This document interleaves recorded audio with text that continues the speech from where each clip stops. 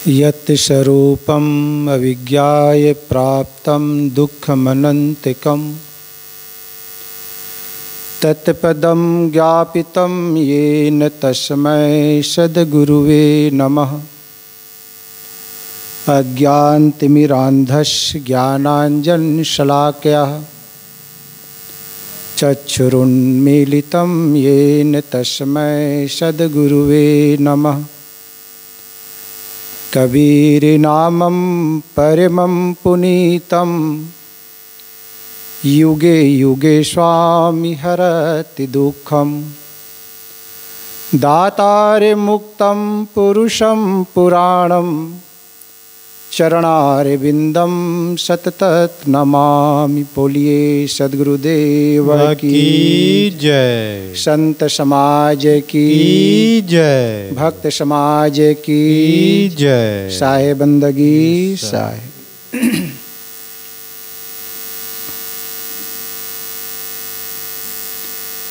मेरा मुझ में कुछ नहीं, जो कुछ है सो तोर।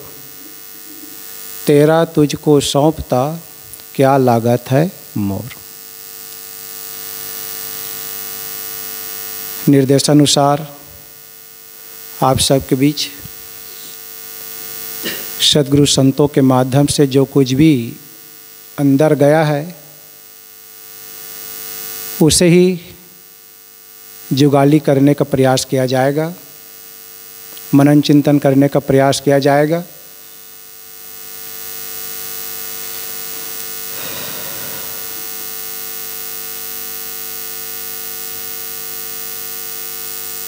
सद्गुरु कबीर साहब कहते हैं,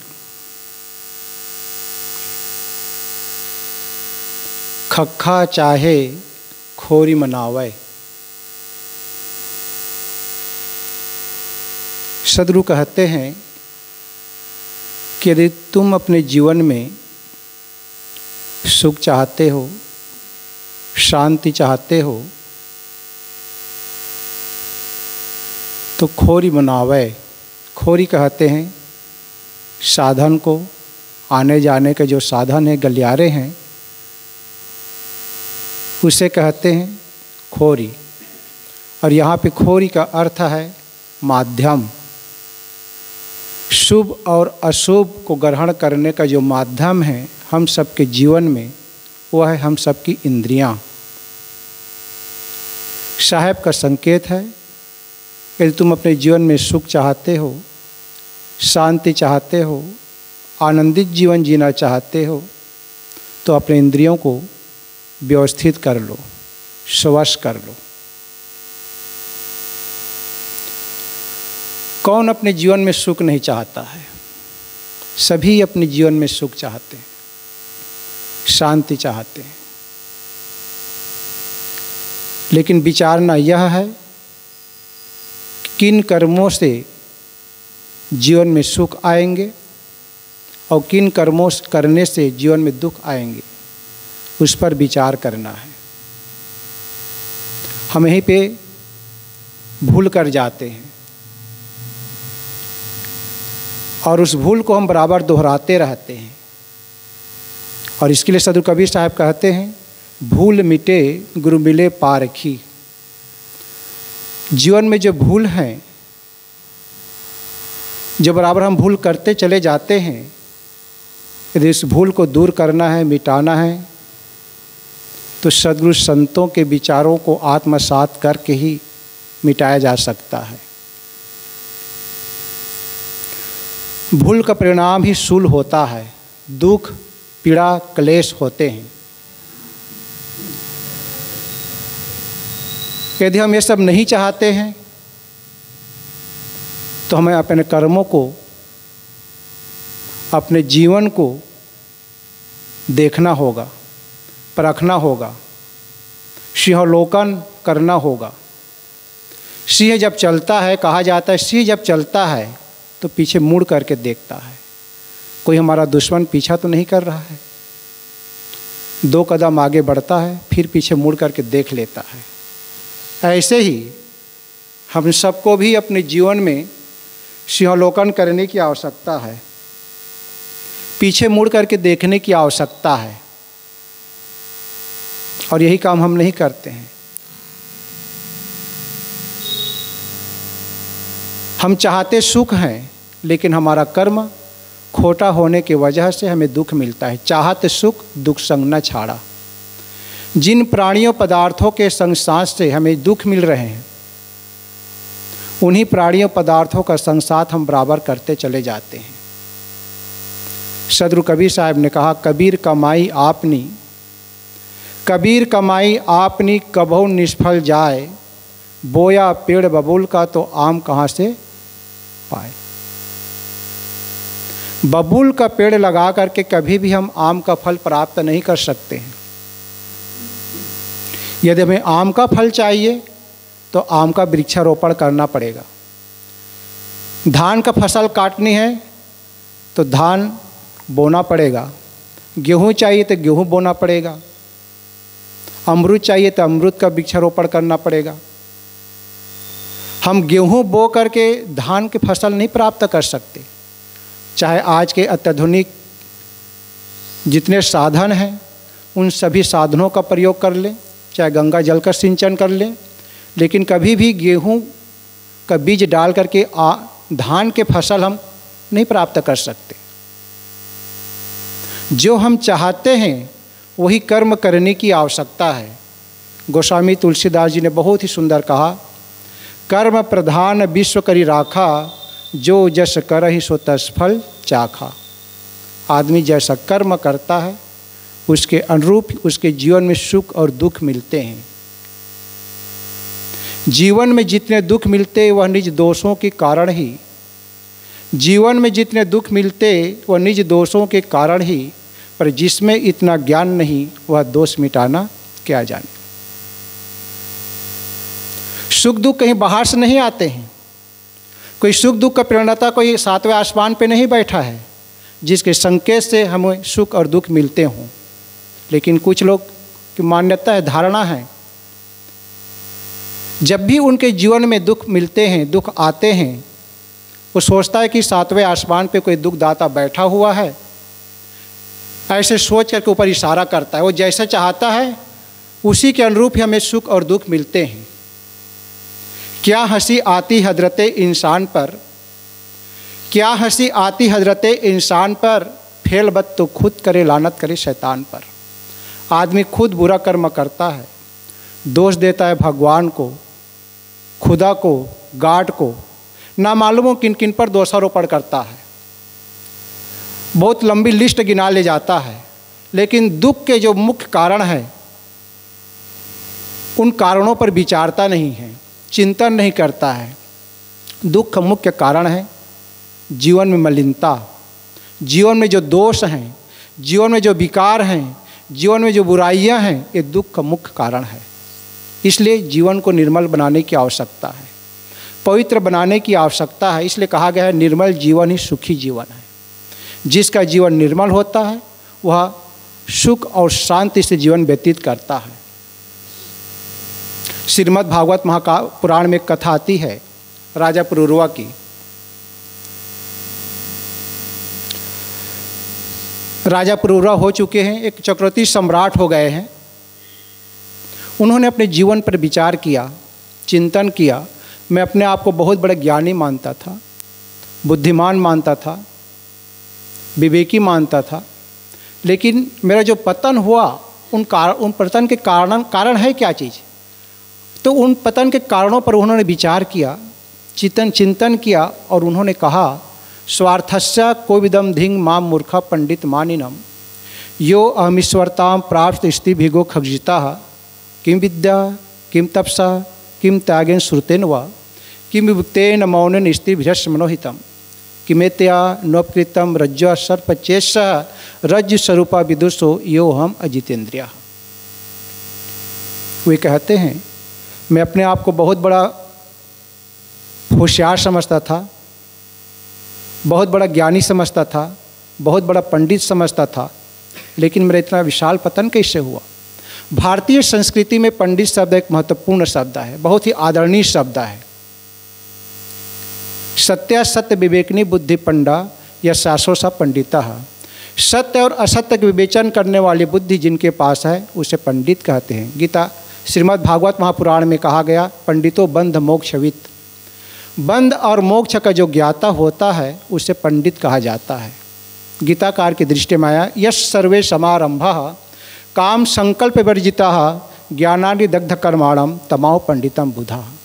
जिसने अपने संपूर्ण कर्मों को ज्ञान रूपी अग्नि से दग्ध कर दिया, तमाओ पंडितम बुधा, उसे ज्ञानी जन, विवेकी जन पंडित कहते हैं। ये पंडित की परिभाषा हुई। सदगुरु कबीर साहब ने कहा, पंडित सो बोलिए हितकारी, मूर्ख सो रहिए झकमारी।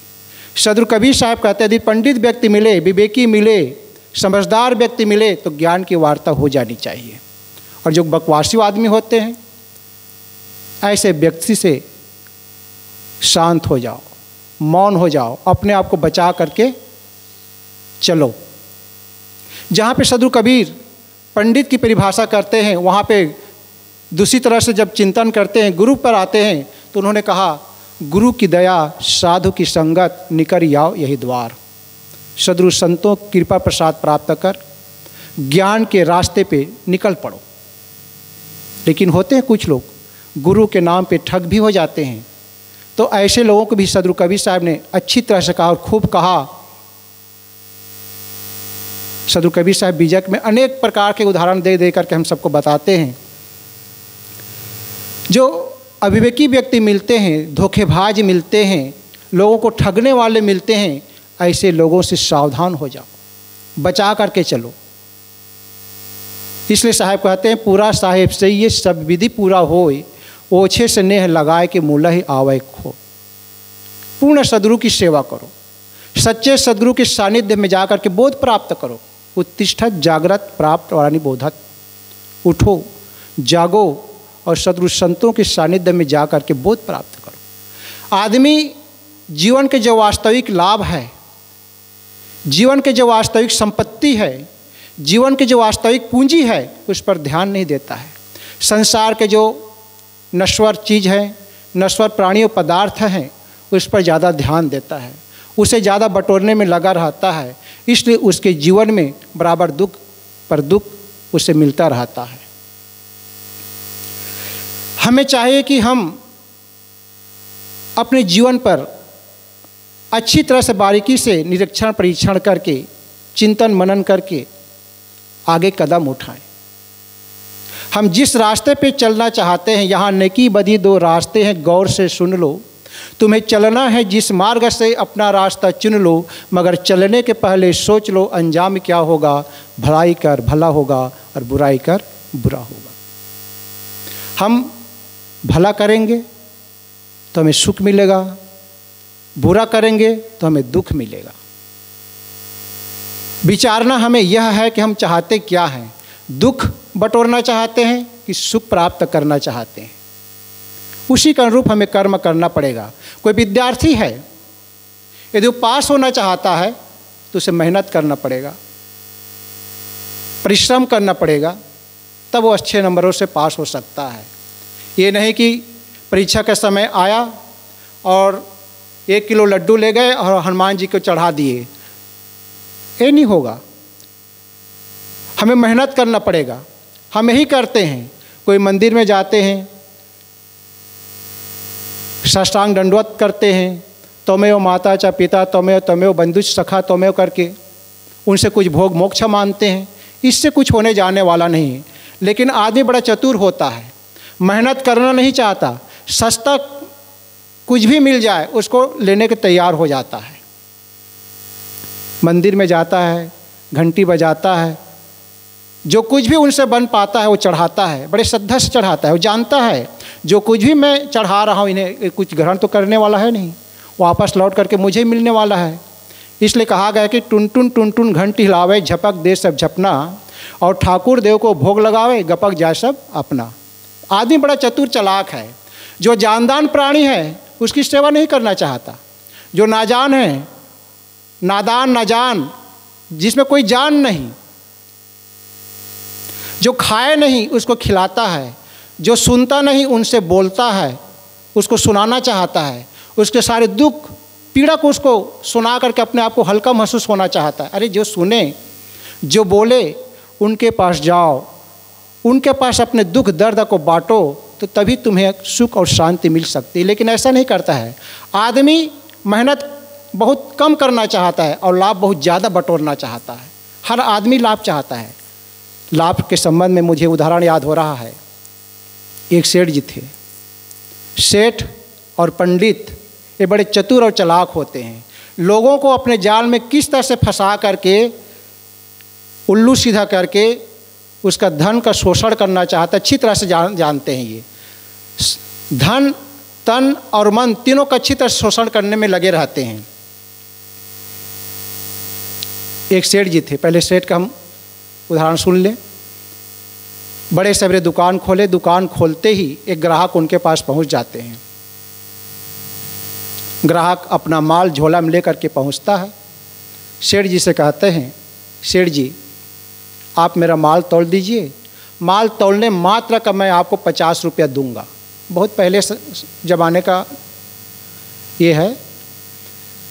सेठ बहुत प्रसन्न हो जाता है। दुकान से कुछ भी माल नहीं जाएगा, सिर्फ तौलने मात्र का 50 रुपये। भगवान को दुआ देने लगी। भगवान की कैसी करिश्मा, बड़े सवेरे आज ऐसे ग्राहक मेरे पास भेज दिए। दुकान से कुछ भी माल नहीं जाएगा, सिर्फ तौलने मात्र 50 रुपया। सेठ बड़ी प्रसन्नता से थैला लेता है, तौलने का प्रयास करता है। जैसे तौलने का प्रयास करता है, उसमें से एक माल बाहर आ जाता है। उस माल को पकड़ता है, थैला में डालता है, फिर तौलने का प्रयास करता है। दूसरे तरफ से दूसरे माल बाहर आ जाता है। सबके मन में जिज्ञासा होती होगी, आखिर वो माल है क्या जो बाहर से बार बार झोला से बाहर आ जाता है? वो माल था मेढक। कुछ लोगों से पंगा हो गया था सेठ का, तो सेठ को मजा चखाने के उद्देश्य से कुछ चुलबुल प्रकृति के बच्चे थे। बड़े सवेरे भोर में, जैसे आप गंगा किनारे, पिछवाड़े गंगा है ना, बड़े सवेरे 3:30 बजे 4 बजे आप जब जाएंगे ना पानी किनारे, तो सब मेढक पानी से बाहर तट किनारे बैठे रहते। वैसे ही बच्चे, चुलबुल प्रकृति के बच्चे थे। बहुत सारे मेढक, सैकड़ों मेढक पकड़ के थैला में भर करके ले आए थे। सेठ जैसे तौलने का प्रयास करते हैं, फिर दूसरा माल दूसरी दिशा से बाहर आ जाता है। अंत में सेठ झुंझला जाते हैं, तुम बड़े सवेरे मेरी दुकान पे पहुंच पड़े, मेरा इतना समय बर्बाद कर दिए, कैसा माल तुम ला करके दे दिए, तुम्हें और किसी की दुकान नहीं दिखाई पड़ी, मेरा इतना समय बर्बाद कर दिए। ग्राहक ने कहा, सेठ जी अभी तो आप भगवान को दुआ दे रहे थे, आप अभी उलझ क्यों रहे मुझसे? अरे ग्राहक से तो मीठे बर्ताव करना चाहिए व्यापारी को, आप उलझ क्यों रहे हैं? बातों में तू मैं में कुछ आवाज़ ऊंची हो गई। एक बुजुर्ग व्यक्ति उसी रास्ते से जा रहे थे। उसने कहा, सेठ जी क्या मामला है, क्या बात है, आप ग्राहक से उलझ क्यों गए? सेठ ने सारी बातें बताई कि व्यक्ति ऐसा माल मुझे तौलने के लिए दे दिया है, 20-25 मिनट में से मैं प्रयास कर रहा हूँ इसे तौलने का, लेकिन मैं तौल ही नहीं पा रहा हूँ। उसने कहा, माल है क्या? देखे, समझ गए। कहे, देखे आपके पास 2 दुकानें हैं, एक किराना दुकान है और दूसरे बगल में ही आपके कपड़े की दुकान है। आप कपड़े की दुकान में जाइए और 1.5-2 मीटर के कपड़े ले आइए। कपड़े को ला करके तराजू की चारों तरफ घेरा लगा दीजिए, ऊंची दीवार खड़े कर लीजिए, सब माल को उसमें डाल दीजिए। मार चाहे जितना जंप मारे उससे बाहर नहीं आ सकता।